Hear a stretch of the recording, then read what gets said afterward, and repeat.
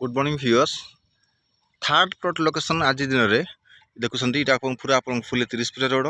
ये आप रहा गोटे कर्नर प्लॉट।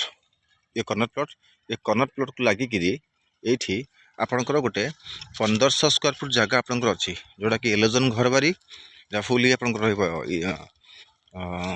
देखु जसी ये आप जो प्लॉटा अच्छी गोटे ये गोटे 1500 स्क्वायर फुट आप एरिया पाखापाखि अलरेडी घर फर अलरेडी हो गलानी।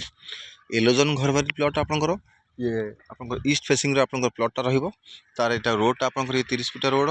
हाँ पाखापाखि बहुत ओल्ड डेभलप आपंकर प्रोजेक्ट आप देखुं।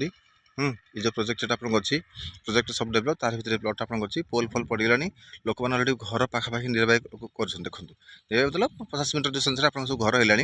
ये प्लॉट आप इमिडिएट आप कंस्ट्रक्शन करेंगे। ये टाइप प्लॉट आपंकर ये आप रहा के 1500 स्क्वायर फुट आप एरिया पाखक लगे दुटा प्लॉट छाड़ी से आप अच्छी के जोटा कि आपंकर 2000 स्क्वायर फुट एलोजन घर बारी प्लॉट।